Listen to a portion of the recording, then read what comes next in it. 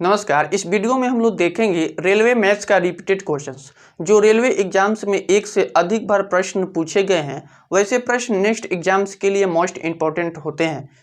तो इस तरह के जितने भी प्रश्न होंगे, इन सभी प्रश्नों को अच्छे से प्रैक्टिस करना चाहिए। तो इस तरह के जितने भी रिपीटेड क्वेश्चंस होंगे, उन सबको हम लोग पार्ट वाइज डिस्कस करेंगे। तो आज ये पार्ट 7 होगा। तो आइए देखते हैं। पहला प्रश्न है आपके स्क्रीन पर।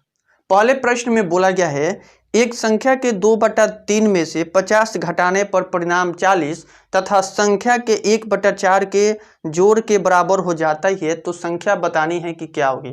तो हम संख्या को इसमें क्या करते हैं कि x फाइंड कर लेते हैं।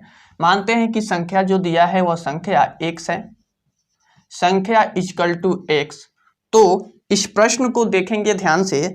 2/3 में से 50 घटाने पर इस संख्या के जो संख्या है, संख्या x है, इस संख्या के 2/3 में से 50 को घटाने पर जो परिणाम आता है वह 40 तथा संख्या के 1/4 के जोड़ के बराबर आता है। तो परिणाम संख्या के 1/4 जोड़ के बराबर आता है। तो इतना कर दिया। अब यहाँ से हम लोग x की वैल्यू फाइंड करने का कोशिश करेंगे। तो यहाँ पर है 2x/3 और यहाँ पर x/4 इधर आएगा तो x/4 हो जाएगा। यहाँ पर पहले से 40 था और माइनस इधर है, इधर जाएगा तो प्लस हो जाएगा। यहाँ पर देखते हैं कि एलसीएम इसका 12 लेंगे। यहाँ पर 4 दूनी 8 x माइनस 3x हो जाएगा। यहाँ पर ये 90 होगा। अब इसमें से माइनस करेंगे तो हो जाएगा 5x divided by 12 equal to 90। अब यहाँ पर 5x इक्वल टू 90 गुने 12 हो गया। x इक्वल टू यहाँ पर फाइंड हो गया 90 गुने 12 डिवाइडेड बाई 5। अब यहाँ पर कटेगा कितने से 18×5 90। यहाँ पर 18×5 90 होता है। 18 में 12 में गुना करेंगे तो 18 दूनी 36 के 6 हासिल 3, 18 और 3 21, 216। तो 216 जो दिया है यही हमारा राइट आंसर है, जो कि डी, ऑप्शन नंबर डी होगा। तो हम आशा करते हैं कि यह प्रश्न आप समझे होंगे। काफी आसान प्रश्न था। इसमें x फाइंड किए, अर्थात x को हमने संख्या माना था x, तो x को फाइंड कर दिए तो वह संख्या यहाँ पर निकल आई 216। आइए देखते हैं इसके बाद नेक्स्ट प्रश्न को।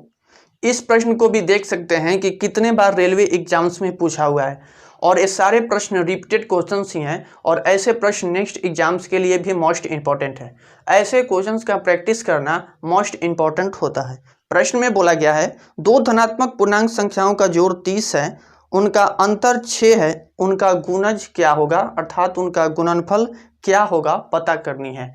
तो यहाँ दो संख्याएं दी हुई है और दोनों संख्याओं का योगफल कितना है। तो सबसे पहले 30 दिया है और इसका जो माइनस करने पर अर्थात अंतर जो है वह 6 है। तो यहाँ पर x + y = 30, x + y = 30 हो गया और x - y = 6 हो गया। यहाँ पर दो इक्वेशन हो गया। इस इक्वेशन को सॉल्व करेंगे, इसको जब हम ऐड करेंगे तो कैंसिल हो जाएगा। यहाँ पर 2x = 36। अब यहाँ पर x = हो जाएगा 18। तो y = कितना होगा, तो y जब 18 को एक y के जगह पर x के जगह पर रखेंगे, जब x का वैल्यू 18 आया तो इस 18 को x के स्थान पर रखेंगे तो y = हो जाएगा 30 - 18। इसमें से अब हम लोग माइनस करेंगे तो माइनस करने पर आएगा 12। तो यहाँ x और y फाइंड हो गई और यही हमसे इसमें पूछा गया था कि x y अर्थात इन दोनों का गुणनफल क्या होगा। तो 18 गुने 12 यही हमारा गुणनफल हुआ। इन दोनों में गुना करेंगे तो आएगा 216। 216 हमारा राइट आंसर होगा, जो कि डी में दिया है।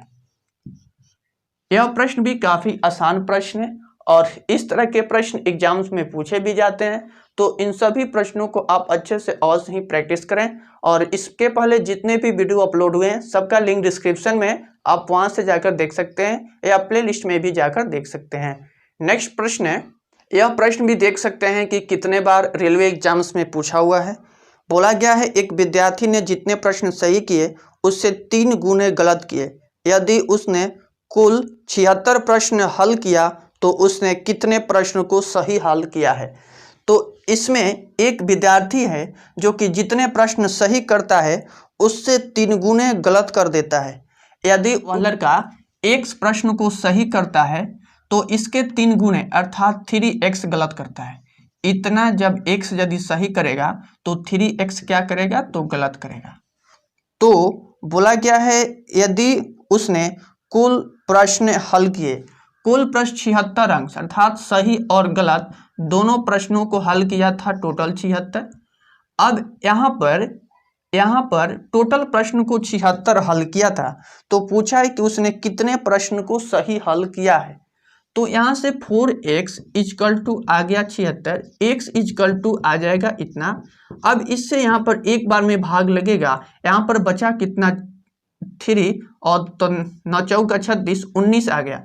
तो यह लड़का जो है हमने x माना था तो x आया कितना 19, तो सही को x माना था तो 19 प्रश्नों को सही करेगा और 19 प्रश्नों को सही करेगा किसमें से, टोटल 76 प्रश्नों में से, टोटल 76 प्रश्नों में से 19 को सही करेगा और इसके 3 गुने गलत करेगा तो 19 गुने 3 हो जाएगा और इतना 59 इतने प्रश्नों को वह गलत करेगा। फिर इन दोनों को आप यदि ऐड करके देखेंगे तो कितना आ जाएगा 76 आ जाएगा, अर्थात टोटल प्रश्न उसमें कितना था तो 76 था और सही कितना किया तो 19 किया और गलत कितने को किया तो 57 ठो गलत किया है।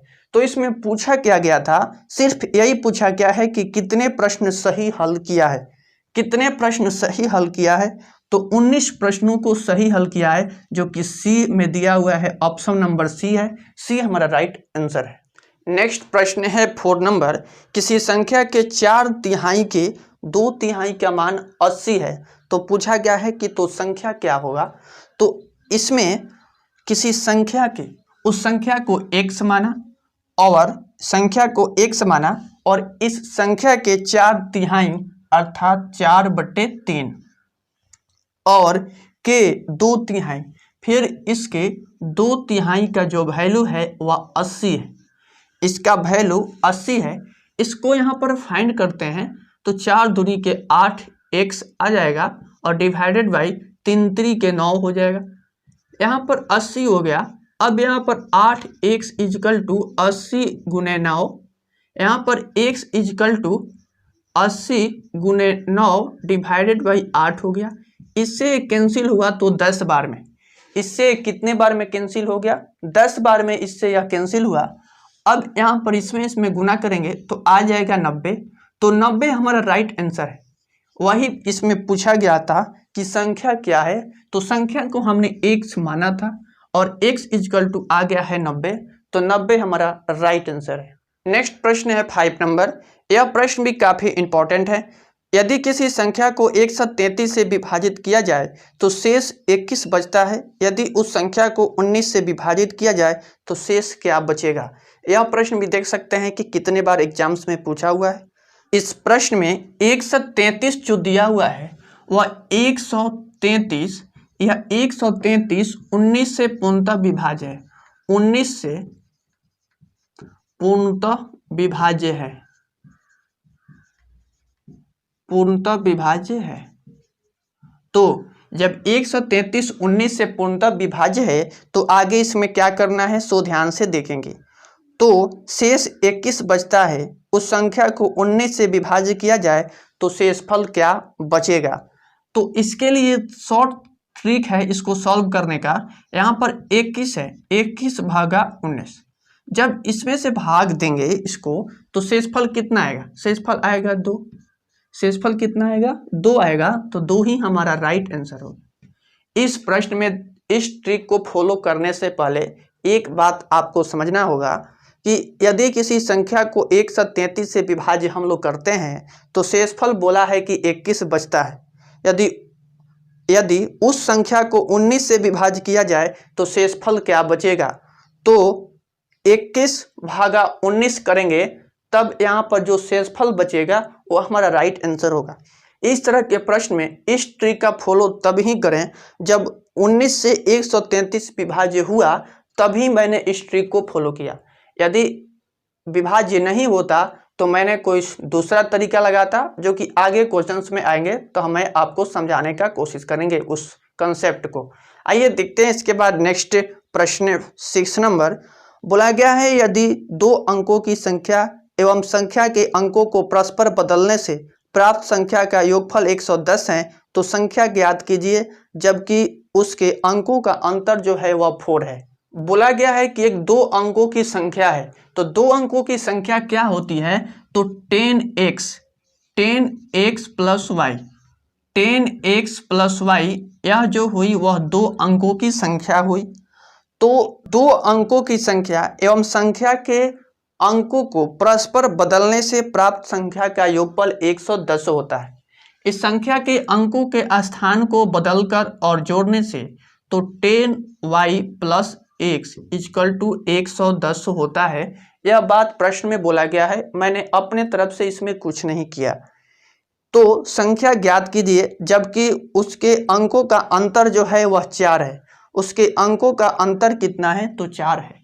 तो सबसे पहले इसको सॉल्व कर लेते हैं। तो यहाँ पर 10x और 1x 11x plus 11y equal to 110।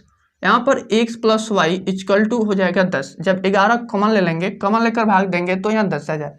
और आगे इसी प्रश्न में बोला गया है जबकि उनके अंकों का अंतर जो है वह 4 है, अर्थात x माइनस वाई जो है वह 4 है।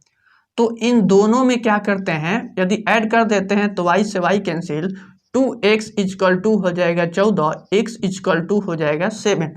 लेकिन इसमें पूछा गया क्या है, जबकि उनके अंकों का अंतर 4 है, किसी दो अंकों की संख्या और अंकों के को परस्पर बदलने से प्राप्त संख्या का योग 110 है। तो इसमें संख्या पूछा गया है कि संख्या क्या होगा।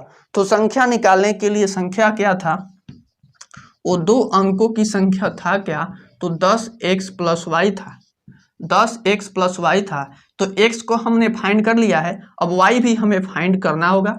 तो y x के वैल्यू को इसमें रख देंगे, जैसे देखिए x की वैल्यू को इसमें रख देंगे तो y इक्वल टू हो जाएगा 10 माइनस 7। मैंने इस x वाली वैल्यू को इस समीकरण में रखा है, 1 नंबर समीकरण में रखा है इस 7 को, तब जाकर y इक्वल टू इतना हुआ। तो y इक्वल टू आ गया 3। तो 10 सत्ते 70 हो गया और y कितना है, तो 3 है, 73। यहाँ पर 73 हो गई संख्या कितनी हुई, तो 73 हो गई, जो कि बी में दी हुई है। राइट आंसर बी हमारा होगा। हम आशा करते हैं कि यह प्रश्न अच्छे से समझ पाए होंगे। यदि प्रॉब्लम हो तो कमेंट बॉक्स में अवश्य टाइप करें। यदि इस क्वेश्चंस में कोई और भी प्रॉब्लम हो तो इस वीडियो को पीछे करके फिर से देखने का कोशिश करें। और ये सारे प्रश्न यदि आप खुद से सॉल्व कर पा रहे होंगे तो कमेंट बॉक्स में आंसर अवश्य ही टाइप करने का कोशिश करेंगे। आइए देखते हैं नेक्स्ट प्रश्न 7 नंबर। दो संख्याओं का योगफल 20 है और गुणनफल 91 है, उनके व्युत्क्रमों का योगफल क्या होनी चाहिए, जो कि हमें फाइंड करनी है। इस प्रश्न में दो संख्याओं का योगफल जो है वह 20 है, अर्थात x प्लस वाई जो है वह कितना है, तो 20 है। और आगे इन्हीं संख्याओं का गुणनफल जो है 91 है, तो उनके व्युत्क्रमों का योगफल ज्ञात करनी है। इनका गुणनफल जो है वह कितनी है, तो 91 है। अब इन्हीं संख्याओं का व्युत्क्रम पूछा गया है, तो व्युत्क्रम का मतलब होता है बट्टा। तो x plus y divided by x y equal to आ गया 20 डिवाइडेड बाई 91। अब इसमें इन्हीं संख्याओं का योगफल पूछा गया है कि उनके व्युत्क्रमों का योग क्या होनी चाहिए।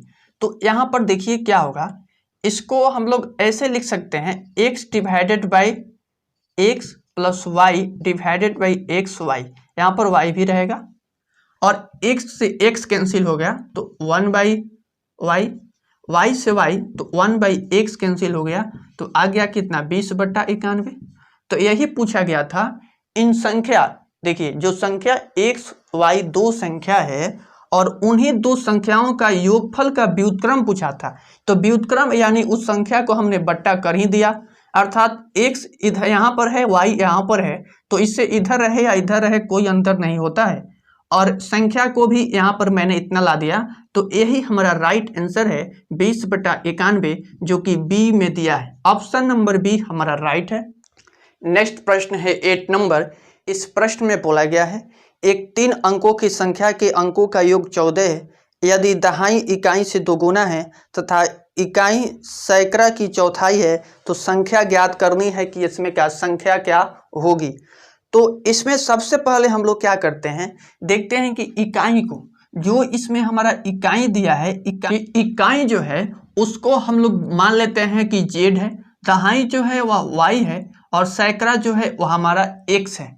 अब इसी प्रश्न में बोला है कि दहाई इकाई से दोगुना है, जो दहाई है वह दहाई है इकाई से दोगुना है, अर्थात y जो है वह 2z है और तथा इकाई सैकड़ा की चौथाई है। इकाई क्या है, इकाई z है और ये जो इकाई है सैकड़ा की चौथाई है, जो सैकड़ा का चौथाई है अर्थात 1/4 है। यहाँ तक आपको कोई प्रॉब्लम नहीं होगा, यहाँ तक समझ गए होंगे। जिस तरह से प्रश्न में बोला गया है उस तरह से मैंने यहाँ तक इसमें किया है।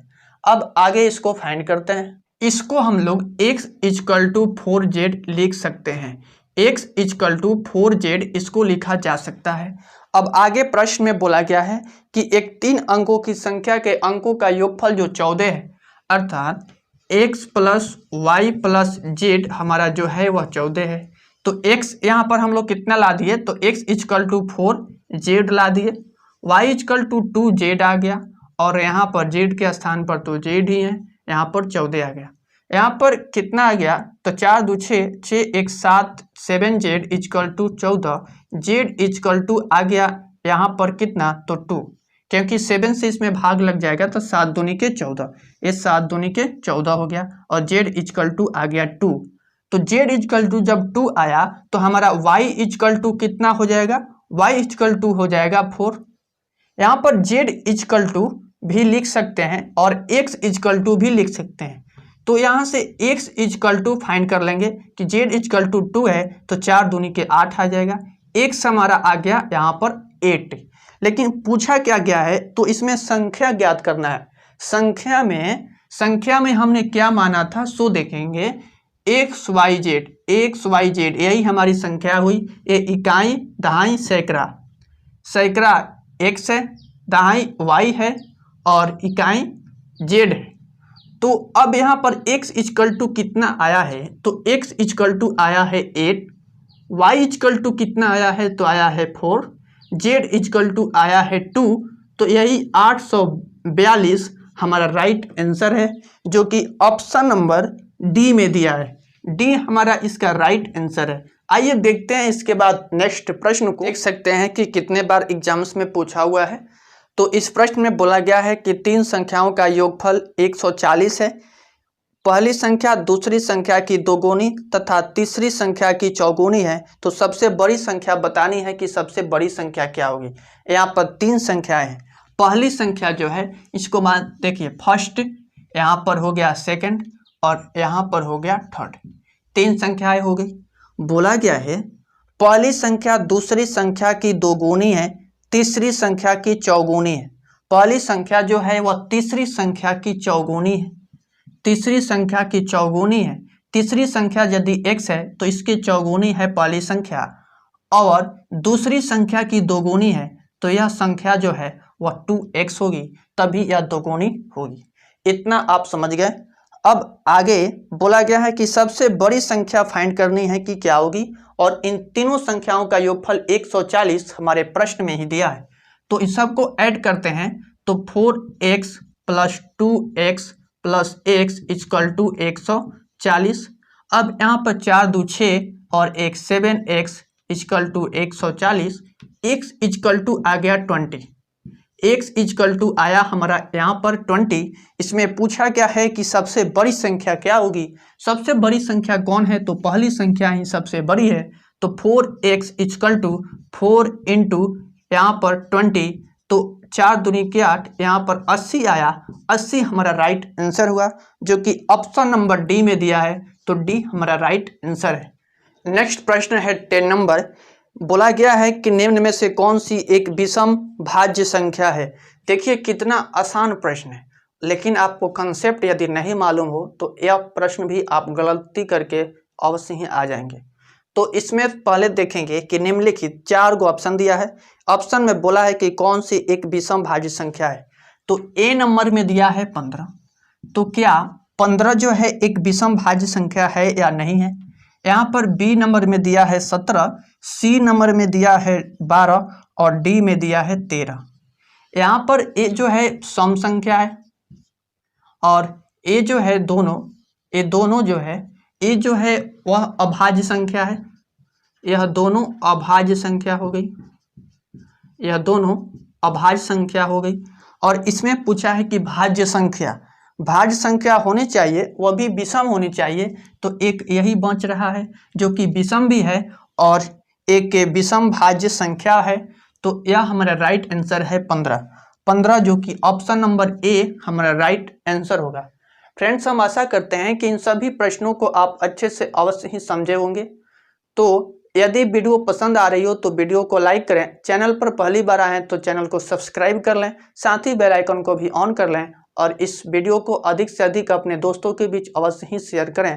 तो फ्रेंड्स, मिलते हैं नेक्स्ट वीडियो में, तब तक के लिए बाय बाय, टेक केयर।